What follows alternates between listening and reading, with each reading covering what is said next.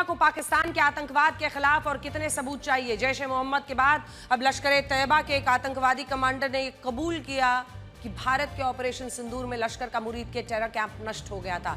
खुद वीडियो बनाया, खुद जानकारी दी और पूरी दुनिया को बताया लश्कर के इस कमांडर का नाम है कासिम और इसने खुद मुरीद के टेरर कैंप के सामने खड़े होकर पूरे वीडियो प्रूफ के साथ ये बात कही है।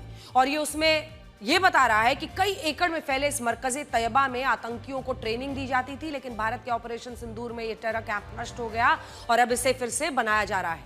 और हमने आपको पहले भी बताया था कि पाकिस्तान की सरकार खुद इस टेरर कैंप को बनाने में हाफिज सईद की मदद कर रही है। अब इस कबूलनामे के बाद बड़ा सवाल यह कि दुनिया को पाकिस्तान के आतंकवाद के खिलाफ और कितने सबूत चाहिए? क्या फाइनेंशियल एक्शन टास्क फोर्स यानी FATF को लश्कर कमांडर का ये वीडियो देखने के बाद पाकिस्तान से सवाल नहीं पूछने चाहिए और उसे फिर से उसकी ग्रे लिस्ट में नहीं डाल देना चाहिए? और सोचिए, क्या इस कबूलनामे से यह साबित नहीं होता कि भारत ने ऑपरेशन सिंदूर के तहत जितने भी ठिकानों को निशाना बनाया था वहां आतंकवादियों को तैयार किया जा रहा था? और क्या यह कबूलनामा अमेरिका, संयुक्त राष्ट्र को दिखाई नहीं देता, जिन्होंने जैश और लश्कर जैसे आतंकी संगठनों पर प्रतिबंध लगाया हुआ है?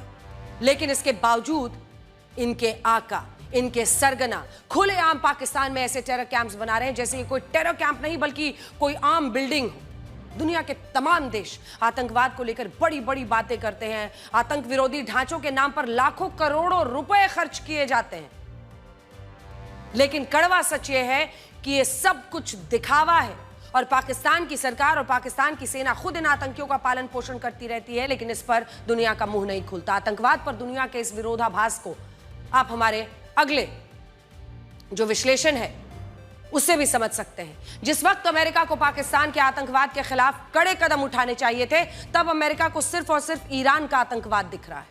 अमेरिका ने ईरान के आतंकवाद समर्थित देश बताते हुए ईरान को उसके चाबहार पोर्ट को लेकर जो रियायत दी गई थी उसको खत्म कर दिया है और यह कहा है कि ईरान के चाबहार बंदरगाह का संचालन करने वाले लोगों पर 29 सितंबर से नए प्रतिबंध लागू हो जाएंगे।